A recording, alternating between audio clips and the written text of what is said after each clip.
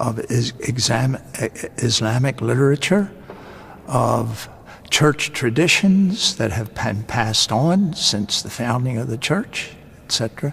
They are all well-established human endeavors. Now, you can examine those and accept them, or you can examine them and reject them, but they have to be examined. They are clear evidence outside of science. I mean, they're not tricks. Somebody is not tricking us into believing in the supernatural. No, but they're evidence that in these traditions people thought certain things, but that doesn't mean that what they thought was right. It's hardly evidence just that people for 2,000 years have thought something, is it? That is correct. That is correct. But if I examine what they've thought over this long period of times, I find that I can, without divorcing my whole rational structure, I can accept that. I do not find that I, as a person and as a scientist, am sort of schizophrenic.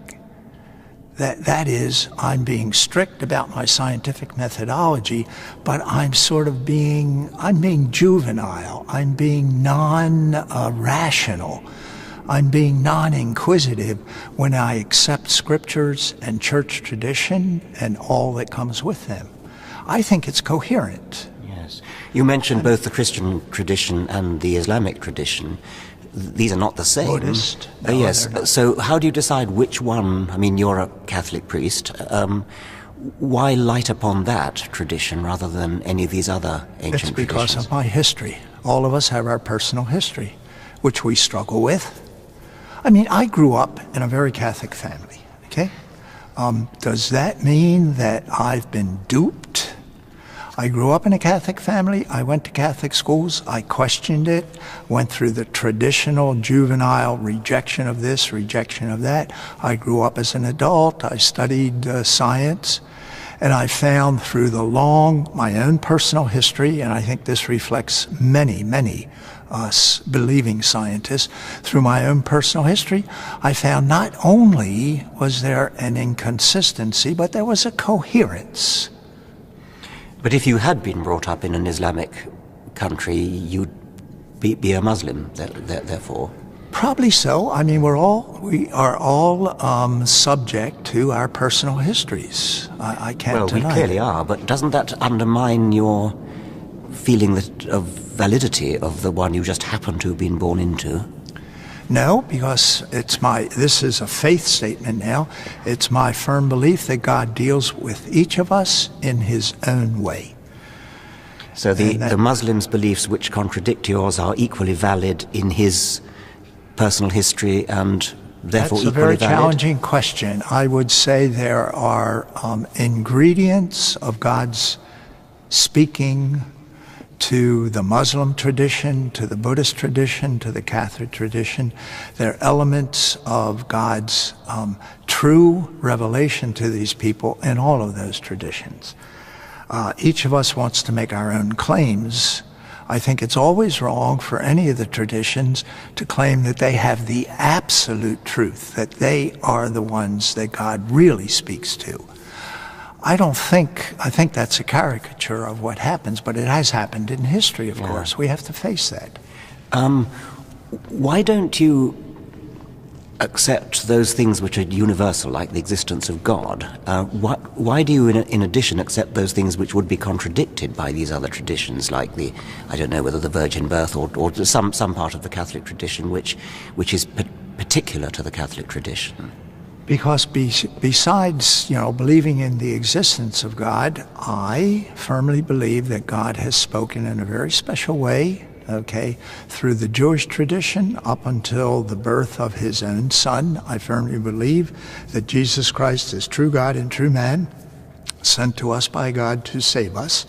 That's all my religious tradition, and I find that is not incoherent with my life in general, and certainly not incoherent with my scientific pursuits. No, not with that, but with the possibility that you might have been brought up in a different tradition and would believe something that really did contradict it. Yes, okay, we're speaking now, if I could, sort of broaden the discussion, we're speaking about a very short period of human history, much less an extremely short period of cosmic history. Indeed, yes.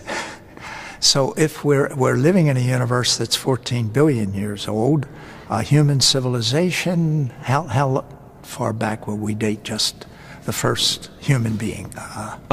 Some fraction of a million years? Yes, I mean, but that you wouldn't want to call that civilization. No. And then, religious history, certainly Judeo-Christian tradition from, I would say, roughly 2,000 years before Christ up. And these are very short periods of time. Who knows, in the whole kind of more cosmic universal view of things, that the religious traditions will not eventually unify. Well, maybe.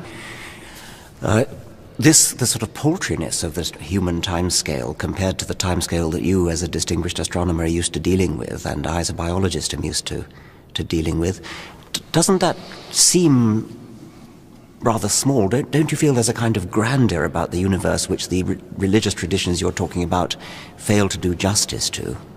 Richard, I would firmly agree with you that many times we do not appreciate the fact that our religious traditions are very small in time.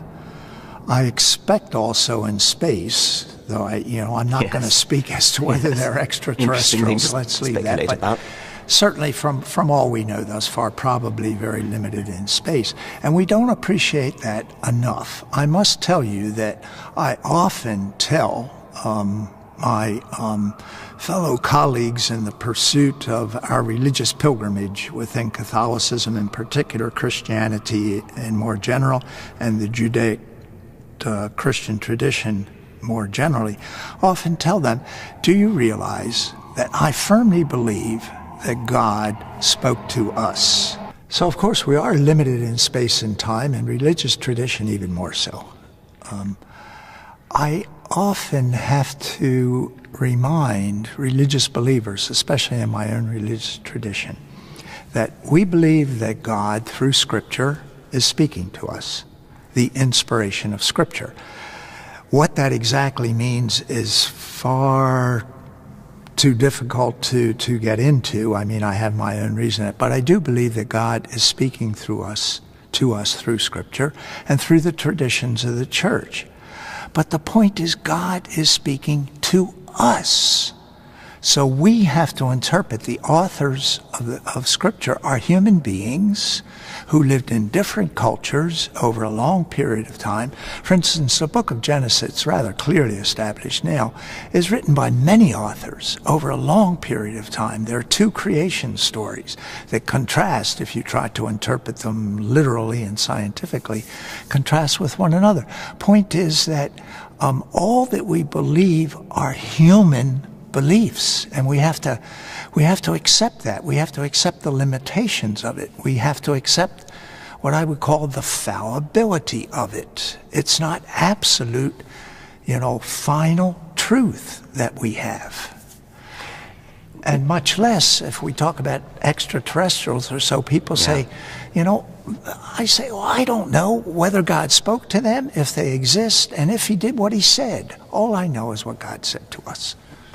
What do you say to fellow Christians who take the book of Genesis literally, and Adam and Eve and 6 days and things like that? I say as little as I have to, because I tend to get very upset by it, any literalist, fundamentalist interpretation of Scripture, because it simply reveals, I hate to be this harsh with people who are real believers and very religious, but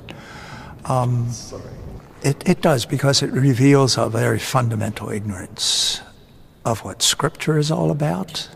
And let me put it this way. Scripture was written between, let's say, 5,000 years, at least the traditions back to the prophet Abraham, the patriarchs, until about 200 years after Christ, which is the Gospel of St. John. That's the span of the Judaic Christian Scriptures. Modern science came to be in roughly, in the 17th century, with Galileo on through Leibniz and Newton. There is no science in Scripture. There can't be, because of that conflict of dates, but they had no scientific mentality.